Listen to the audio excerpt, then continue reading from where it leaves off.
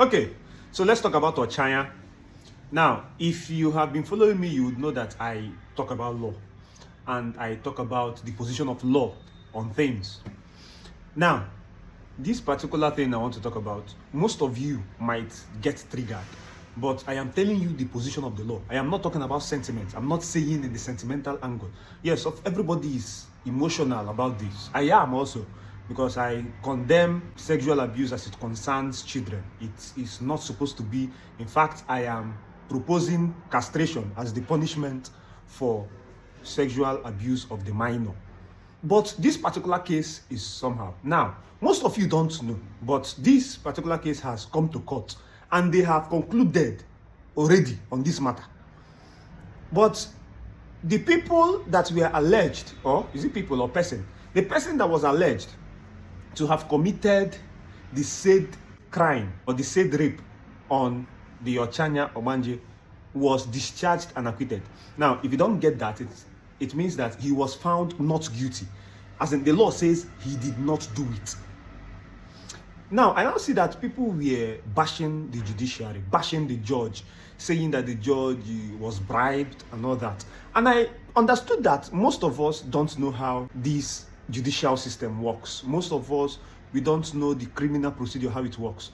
Now, if you want to get angry, the person to get angry with, or the person your anger should have been, channeled to, would have been the prosecuting counsel. Why? Because it is the job of the prosecuting counsel to prove his case beyond reasonable doubt. It is the job of the prosecuting counsel to present evidences that would make the court believe that this person committed this offense. And in order to prove a case, a criminal offense beyond reasonable doubt, you must have to prove all the elements of that offense. If you lose one element, then that person will go scot-free. That is why it is hard. And when you talk about rape cases are usually hard to prove. Number one, let's not even talk about children. Let's talk about grown women. Most of the times, the stigma that is being associated with rape. Most women wouldn't want to come out and expose that they were raped because they think it is going to affect their dignity. You get, who will now marry me if I come out and say that I was raped? Let me just keep it to myself. So this thing also makes it to be that these rape cases are not usually out there. And of course, we have been proposing that rape cases should be treated, or the cases should not be treated in an open court, since it is going to be affecting the dignity of these women that were raped. We wouldn't want all those kinds of exposures and all that. So try these people, not in open court, so that these people that are being raped, the victim of this rape, will come out well when they know that, okay, they are still being protected, their dignity is still being protected, even though they come out, to voice out on this rape stuff. Now, but taking it further, a child. I've given you, if you go to my TikTok, you'd see that you cannot say that a child has given you consent, especially when the child is not up to 18 years. So, age of consent is from 18 years above. So if you now have any sexual anything with a child not up to 18 years, you have raped the child. Not minding whether the child gave you consent, and not minding whether you did not know that the child was not up to 18 years. Now, in the case of Ochanya, the reason this particular defendant or the accused was set free was not because the judge was bribed. Yeah? It was because the prosecution failed to prove his case beyond reasonable doubt. Now, the report of the case that I read says that the reason was because they couldn't link the person they said committed the rape with the rape. Of course, they proved that there was penetration. The medical report was there. They proved that rape happened. But in order for that person that they said committed the rape to be convicted, they must have to prove that it was him that penetrated, which they did not do. Now, let me pause there for a second and come down to evidence of a child. Now, you know that rape cases are usually very secretive. Yeah? So, most of the times, the person that witnesses the rape is actually the victim and, of course, the rapist. Yeah. So who is going to give the evidence? Who is going to give the testimony? The victim. Now, for a child that is not up to 14 years old, the Evidence Act is clear that a child not up to 14 years old cannot give a sworn evidence. And if the child gives an unsworn evidence, nobody would be convicted upon that unsworn evidence except it is corroborated by another material evidence. Corroborated means except another material evidence is being added onto the evidence the child has given. So, the report I read from the case was that the material evidence that would have corroborated that unsworn evidence of the child would have been a medical report showing the semen from the vagina of the girl and linking it to the DNA of the man. That would have nailed him. But the prosecution did not do this. The medical report did not show that there was a particular thing linking the man to that rape, and that was why he was freed. In law, we don't work with truths.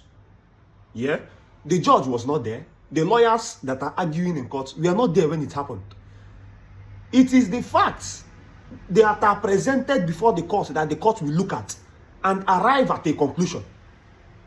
And everybody is presumed innocent. It is the job of the prosecution to prove that you are not innocent. And if the prosecution fails to prove that you are not innocent, then the defense has no case to answer. It is only when the burden of proof is called onus probandi.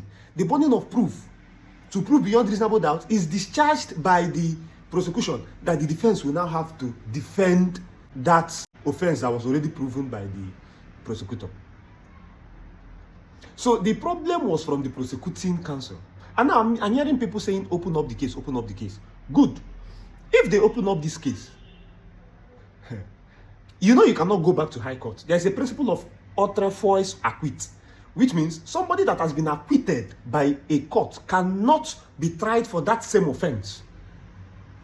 That's outre fois acquit. Now, if you say you want to go on appeal, this case has been since 2017 or 2018. Most of you don't know, but it's been long, 2017, 2018.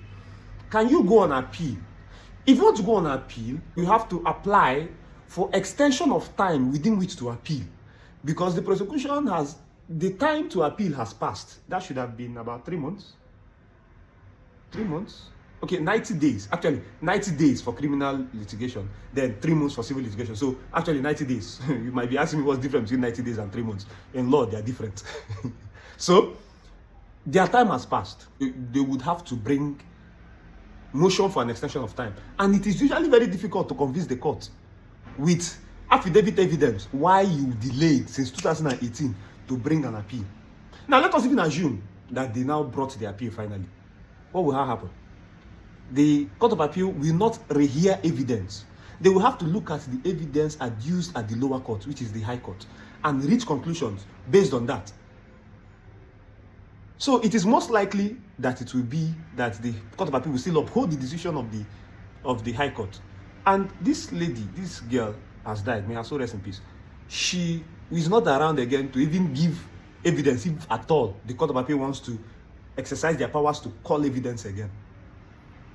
So it's a pity. Now, I am not saying that this particular movement, Justice for Ochanya, is unfounded. Of course, it is at least a voice to tell people to stop abusing minors. And I stand with that. Minors are not sexual objects, and we cannot continue hearing cases about that. So I hope you've known why the people that were being charged for the rape of Ochanya were discharged and acquitted, so that we'll not come tomorrow and now start seeing that people are bashing the judiciary or people are bashing the judge. It is, if anybody deserves bashing, it should be the prosecuting counsel for not doing the needful. So thank you very much, and I implore you, please read the judgment. Don't just argue out of sentiment. Law does not follow your sentiments. Law does not follow emotions. Law follows logic. Yeah, so please do well to read the judgment, and thank you very much.